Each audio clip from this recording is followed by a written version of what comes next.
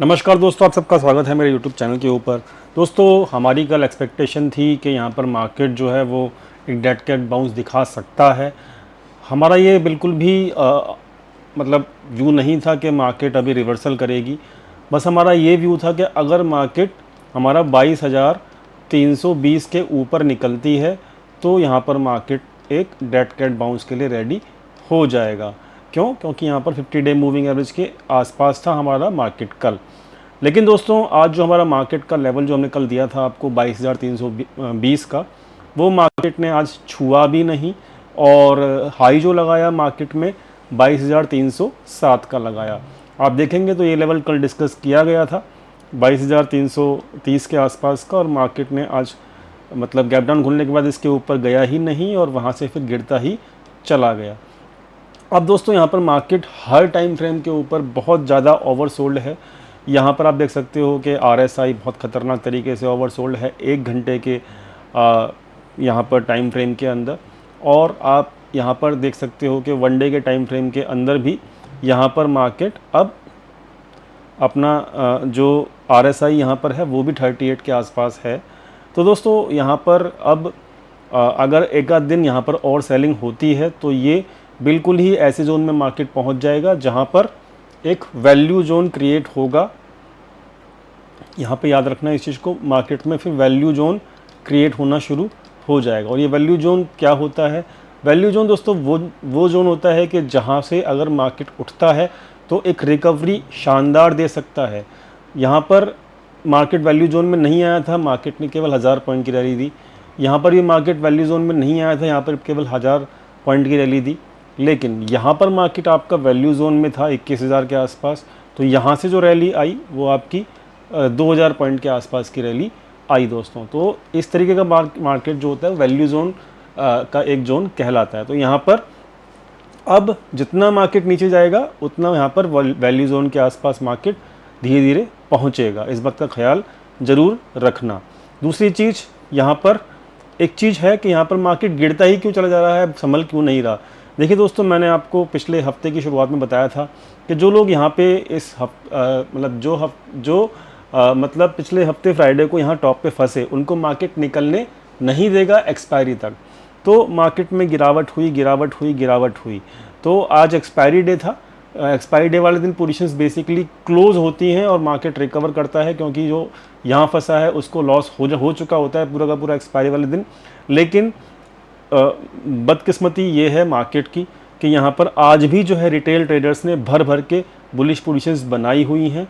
और जो ये बुलिश पोजीशंस हैं, आप चेक कर सकते हो, जब से इनकी बुलिश पोजीशंस बननी शुरू हुई हैं, हमारा जो व्यू होता है वो ये होता है कि 5 लाख से ऊपर जो पोजीशंस होती हैं वो खतरे की निशानी होती है। लेकिन यहाँ 15-15 लाख पोजीशंस बन रही हैं, किसकी?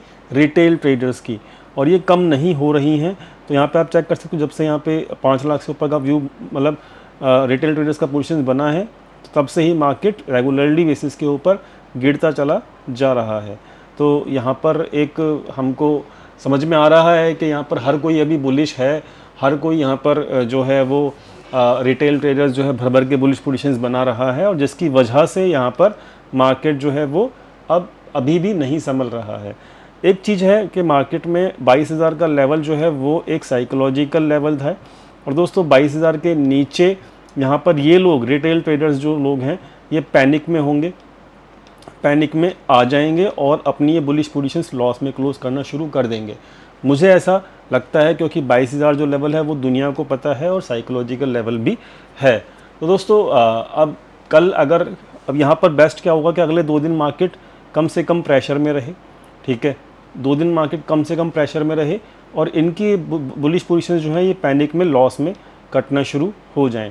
देखिए, रिटेल FIIs भी यहाँ पर जो है मजबूरी में जो है अपना बेयरिश पोजीशंस बना रहा है। ऐसा मैं क्यों कह रहा हूँ?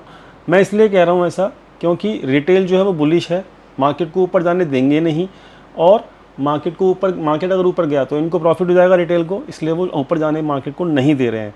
दूसरी चीज़ मैं इसलिए कह रहा हूँ कि इनकी मजबूरी है यहाँ पर शॉर्ट पोजीशन बनाना, वो इसलिए क्योंकि इनकी पोजीशन भी FIIs की पोजीशन भी मई मंथ की जो है 22,600 पे और वो भी 47,000 पोजीशंस हैं जो कि अभी तक ओपन है।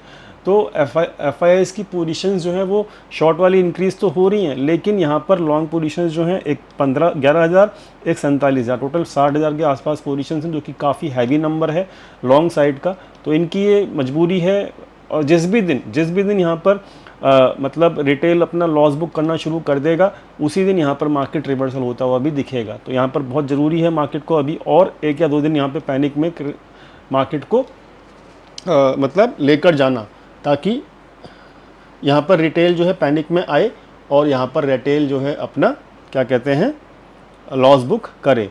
लेकिन दोस्तों अभी मार्केट बिल्कुल अभी जो है 38 के आसपास है, एक आध दिन और जाता है तो ये 30 के नीचे चले जाएगा। RSI बहुत ज़्यादा मार्केट ओवरसोल्ड हो जाएगा और इनकी पोजीशंस यहाँ फंसी हुई भी हैं रिटेल की, सॉरी FIIs की कहाँ पे फंसी हुई हैं 22,600 पे।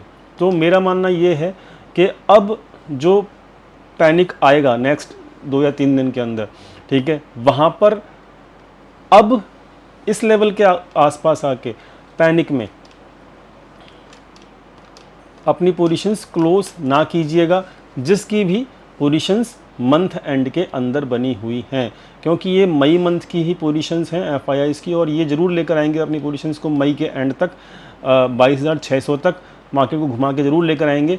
और ये हमने हमेशा देखा है, पिछले कुछ महीनों में भी देखा है।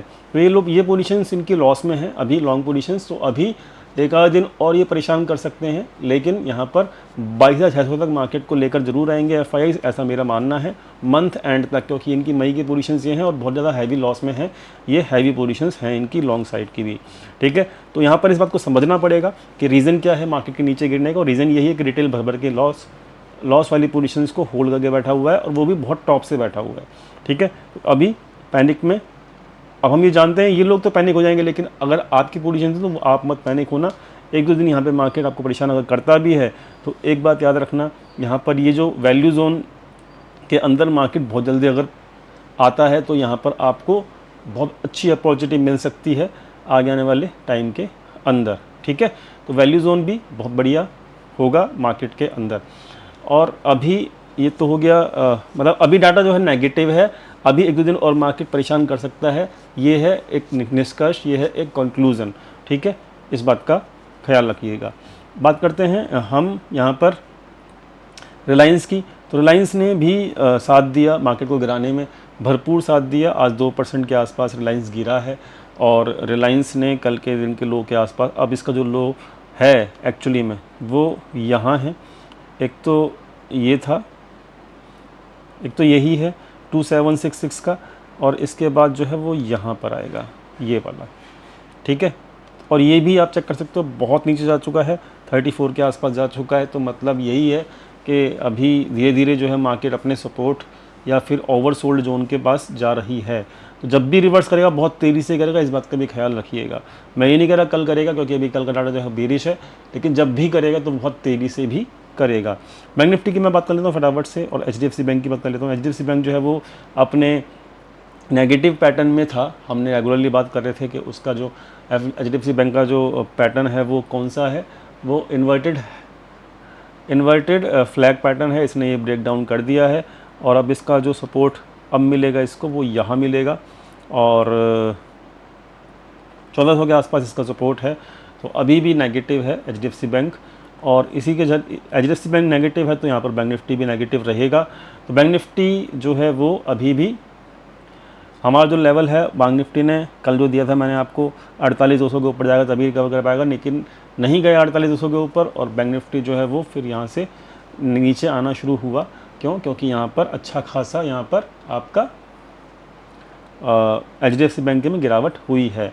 तो फिलहाल व्यू यही है कि अभी जो पैनिक है वो 1-2 दिन चल सकता है, और वहाँ पर आपको ख्याल रखना है कि मार्केट अभी धीरे धीरे वैल्यू जोन में जाएगा, और वहाँ पर फिर एक रिकवरी भी आती है तो बहुत फास्ट होगी, बहुत तेज़ी से होगी, क्योंकि FIIs की खुद की 22,600 के ऊपर पोजीशंस बनी हुई हैं लॉन्ग साइड की, और वो उनको प्रॉफिट में लेकर आनी है। तो मार्केट यहाँ तक तो इजीली रिकवर करेगा जब भी करेगा। याद रखना ये FIIs का मतलब पोजीशंस के हिसाब से व्यू है, और मार्केट भी यहाँ पर धीरे धीरे अपने ओवरसोल्ड जोन में पहुँच रही है। मैं ये नहीं कह रहा ओवरसोल्ड जोन में मार्केट गिरेगा नहीं, अभी गिरेगा क्योंकि रिटेल अभी फुल बुलिश है, और रिटेल जो है वो जब तक बिरिश नहीं होगा तब तक मार्केट रिकवर नहीं कर पाएगा। तो इसलिए मार्केट में एक दो दिन यहाँ पे आपको परेशान करता हुआ मार्केट डेफिनेटली दिखेगा।